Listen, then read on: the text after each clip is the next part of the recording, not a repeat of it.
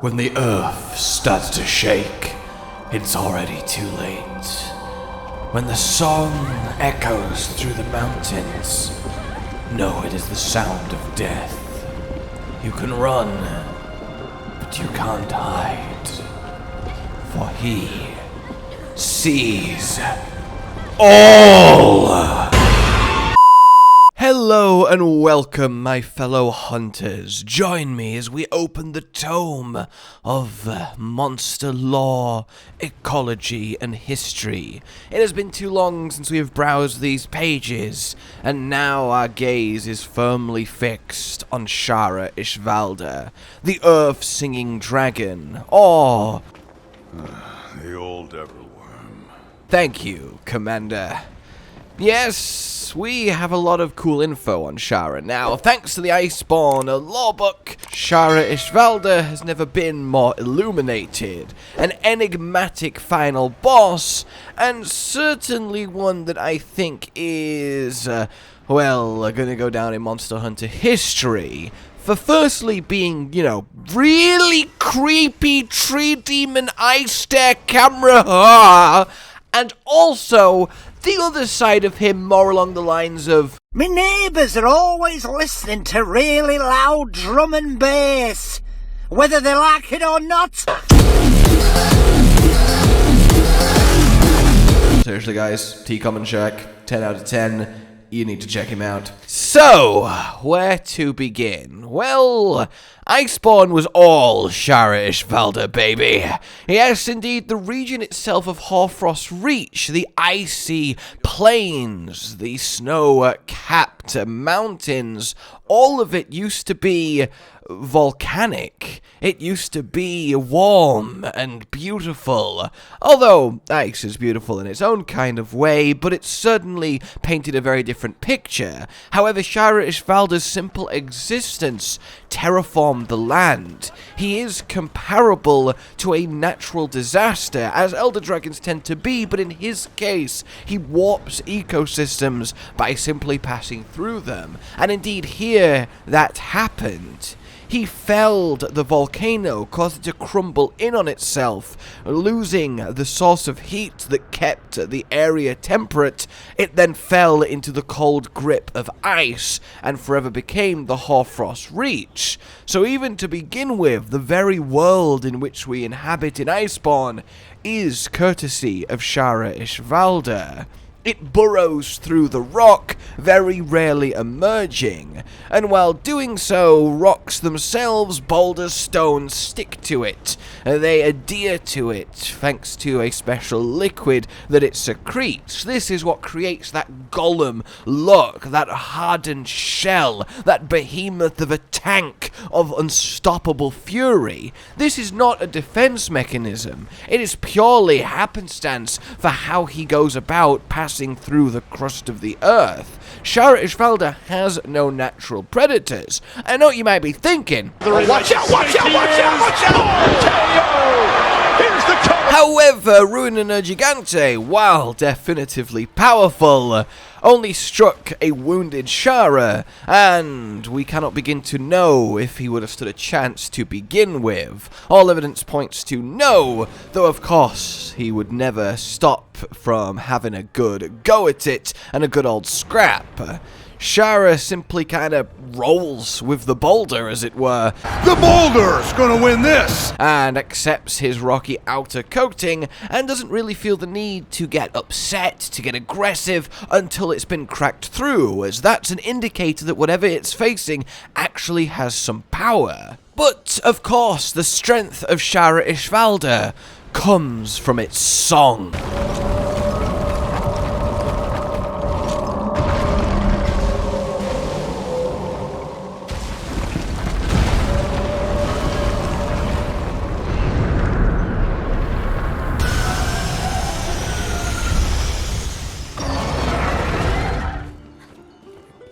Yes, a very mountain reduced to naught but dust.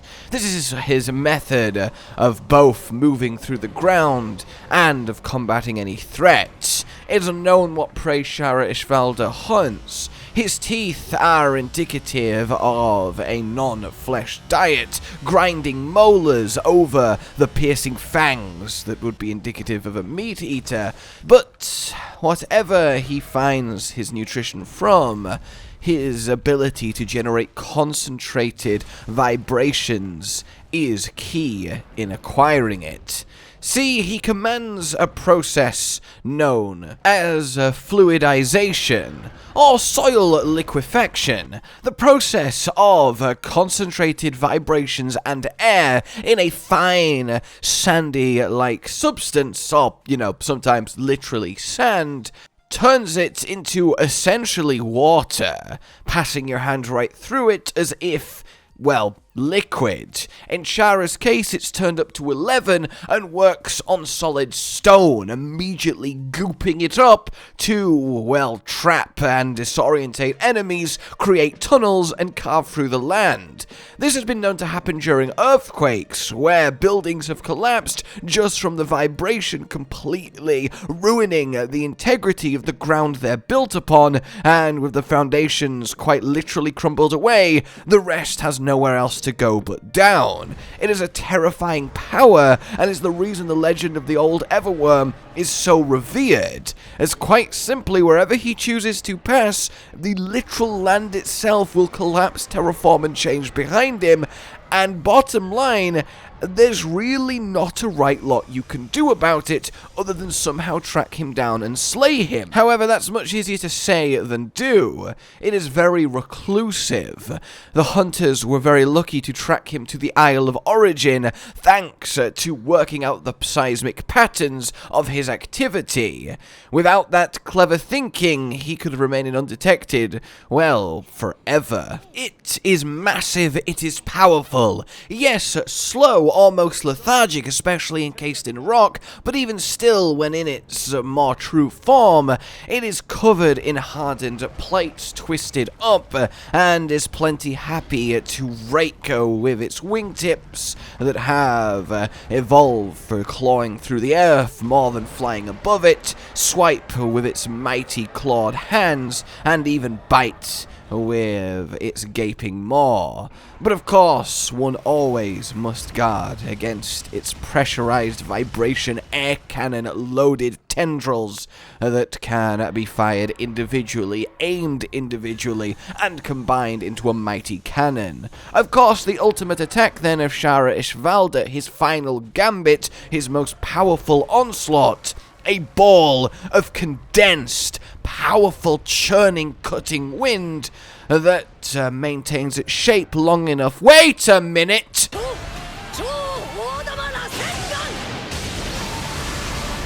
The ultimate attack of Shara Ishvalda is Giant Rasengan!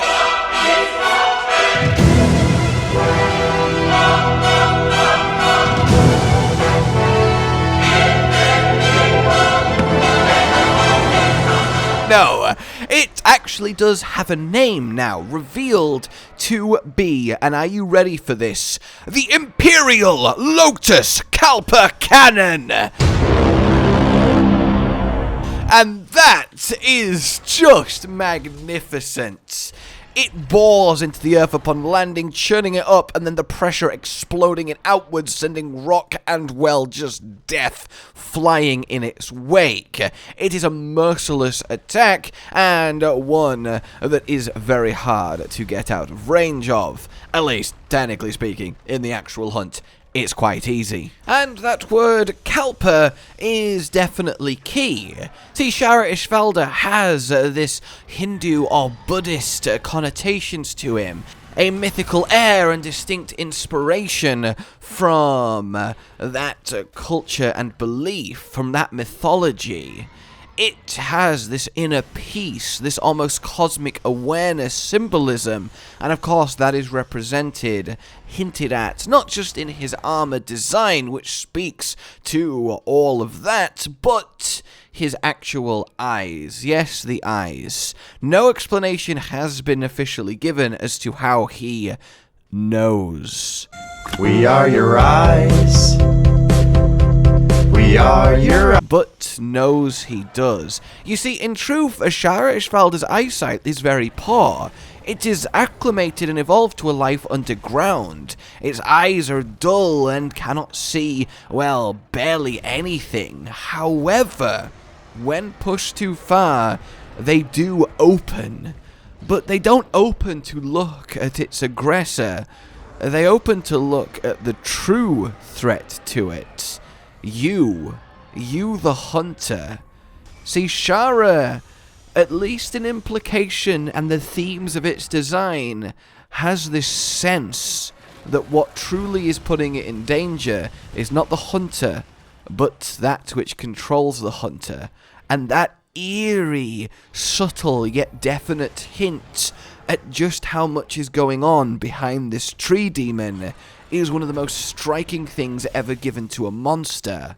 So while there is no hard official confirmation of why he can see, properly, truly see, it is somewhat of a third eye situation, and that is really cool.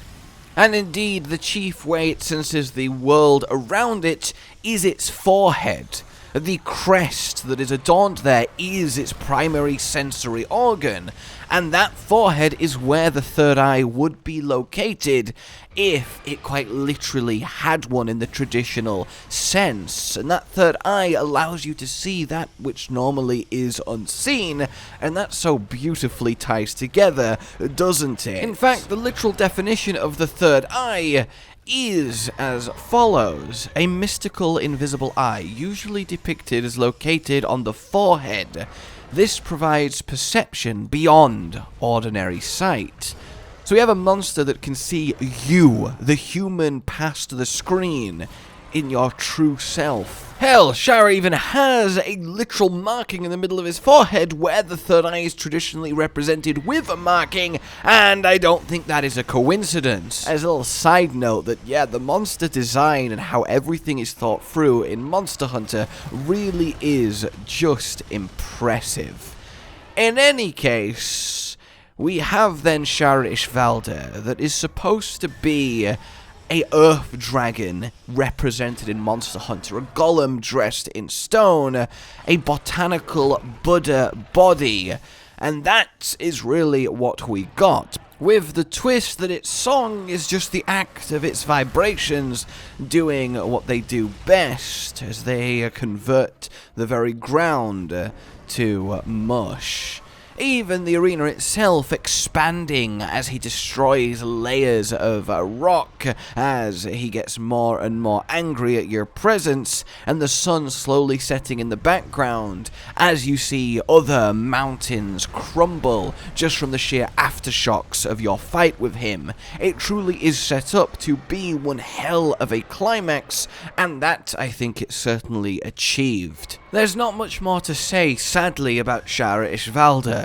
Even with new light put upon it, well, it remains very much enigmatic. It is a prideful creature, though, choosing to stay and fight you to the death rather than retreat underground, where we could never ever touch it again.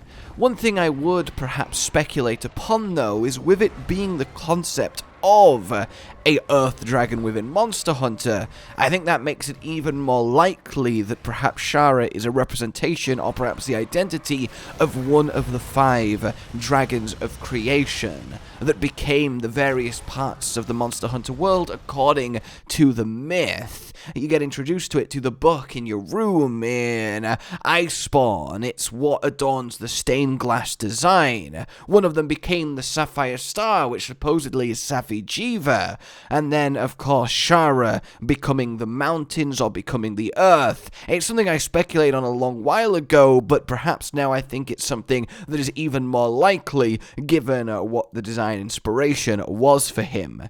In any case then, ladies and gentlemen, that is our Shara Ishvalda.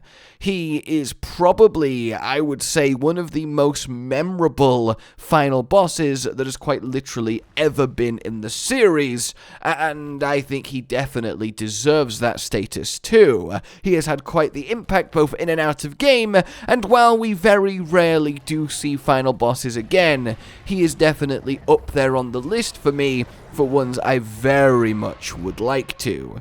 In any case, I hope you enjoyed this. I hope you've enjoyed this return to lore, discussion, and just monster goodness. And let me know who you would like to see next in the spotlight. For now, like if you've enjoyed this, subscribe and hit the bell for more. Consider supporting the future of this channel on Patreon down below. And until we meet again, a goodbye.